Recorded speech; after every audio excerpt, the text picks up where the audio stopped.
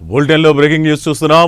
భారత్ పాక్ మధ్య ఉద్రిక్తత కొనసాగుతోంది. రెండు దేశాలు హై అలర్ట్ ప్రకటించాయి. ఇండియాలో జమ్మూ కాశ్మీర్, పంజాబ్, రాజస్థాన్, గుజరాత్లో హై అలర్ట్ ప్రకటించింది భారత్. భారత్ పాక్ ఉద్రిక్తలతో భద్రత కట్టుదిట్టం చేసింది. జమ్మూలోని సాంబా, కదుబా, ఆర్ఎస్పురాలో అలర్ట్ ప్రకటించింది. పంజాబ్, రాజస్థాన్ పోలీసులకు సెలవులు రద్దు చేశాయి. బహిరంగ సమావేశాలపైన రెండు రాష్ట్రాలను ఆంక్షలు విధించాయి. ఇప్పటికే అమృత్సర్ ఎయిర్పోర్ట్ తాత్కాలికంగా మూసివేత జరిగింది. పంజాబ్, రాజస్థాన్ సరిహద్దులు మూసివేశారు. సరిహద్దులను తమ ఆధీనంలోకి తీసుకుంది బీఎస్ఎఫ్. ప్రజల రక్షిత ప్రాంతాలకు సరిహద్దు తరలించారు. సరిహద్దు ప్రాంతాల్లో యాంటీ డ్రోన్ సిస్టమ్ ఏర్పాటు చేశారు. ఆపరేషన్ సింధూర్ నేపథ్యంలో కేంద్రం కీలక నిర్ణయం తీసుకుంది.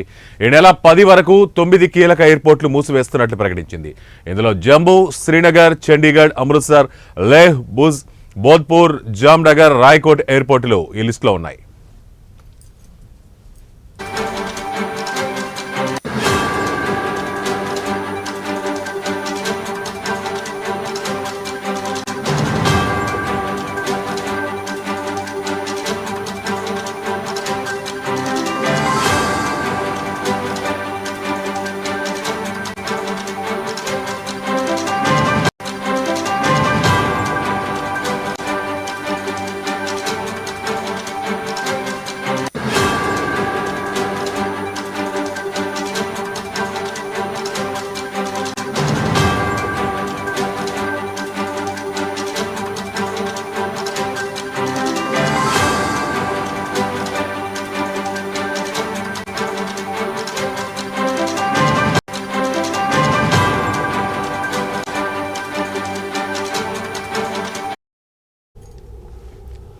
అయితే మరోవైపు పాక్ మరింత రెచ్చిపోతోంది. రెచ్చిపోతున్న పాక్ భారీ ఫిరంగులతో దాడి చేస్తోంది. ఎల్ఓసి వెంట కాల్పుల తీవ్రత పెంచుతోంది.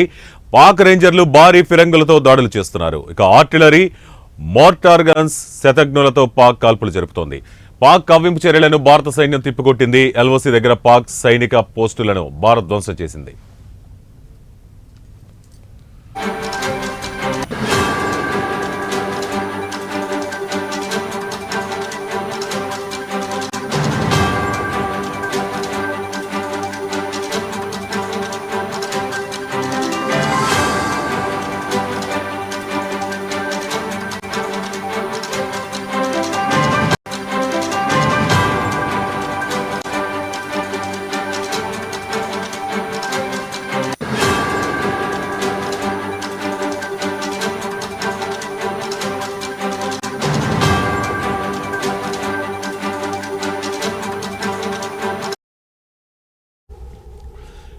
పహల్గాం ఉగ్రదాడికి ప్రతీకారంగా భారత్ ఆపరేషన్ సింధూర్. ఈ భారత్ దాడిలో 31 మంది మరణించారని, 46 మంది గాయపడ్డారన్న పాక్ వరుసగా 14వ రోజు కూడా కాల్పుల విరమణ ఒప్పందాన్ని ఉల్లంఘించింది. పహల్గాం ఉగ్రదాడిలో 26 మంది మరణించిన ఘటనకు ప్రతిచర్యగా ఆపరేషన్ సింధూర్ పేరుతో భారత్ జరిపిన దాడుల్లో 31 మంది మరణించారని, మరో 46 మంది గాయపడ్డారని పాకిస్తాన్ సైనిక ప్రతినిధిని ఉటంకిస్తూ రాయిటర్స్ వార్తా సంస్థ వెల్లడించింది. మరోవైపు పాకిస్తాన్ దళాలు గత 14 రోజులుగా కాల్పుల విరమణ ఒప్పందాన్ని ఉల్లంఘిస్తూనే ఉన్నాయి. తాజాగా మే 7 నుంచి 8 తేదీల మధ్య జమ్మూ కాశ్మీర్లోని కుప్వారా, బారాముల్లా, ఊరి, అబ్నూర్ సెక్టార్లలో నియంత్రణ రేఖ వెంబడి పాక్ సైన్యం చిన్న ఆయుధాలు, ఫిరంగిగుళ్లతో కాల్పులకు తెగబడింది. భారత సైన్యం ఈ కాల్పులను సమర్థవంతంగా తిప్పికొట్టినట్లు ఆర్మీ ప్రతినిధి తెలిపారు.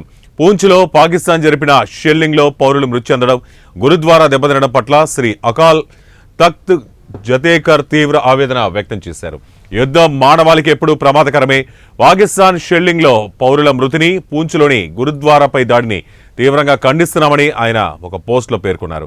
ఉద్రిక్తతలు తగ్గించడానికి ఇరు దేశాలు రక్షణ చర్యలు తీసుకోవాలని అకాల్ తఖ్త్ తాత్కాలిక జమేదార్ జియానీ కుల్దీప్ సింగ్ గర్గర్ కోరారు.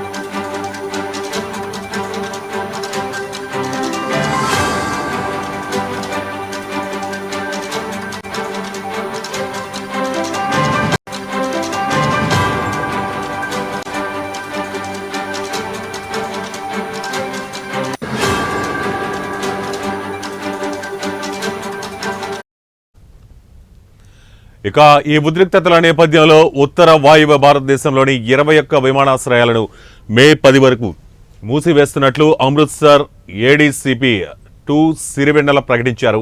కేంద్ర ప్రభుత్వ ఆదేశాల మేరకు ఈ విమానాశ్రయాల నుంచి ఎలాంటి విమాన సర్వీసులు నడపబడవని ఆమె స్పష్టం చేశారు. అలాగే పాకిస్తాన్ గూఢాచార సంస్థలు సైనిక రైళ్ల కదలికలపై సమాచారం సేకరించే అవకాశం ఉందని, అటువంటి రహస్య సమాచారాన్ని అనధికార వ్యక్తులతో పంచుకోవద్దని రైల్వే మంత్రిత్వ శాఖ తన ఉద్యోగులను హెచ్చరించింది.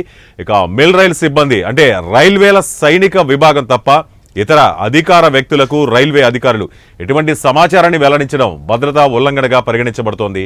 ఇక ఇది జాతీయ భద్రతకు తీవ్ర ముప్పు కలిగిస్తోందని రైల్వే బోర్డు తన ఆదేశాల్లో పేర్కొంది.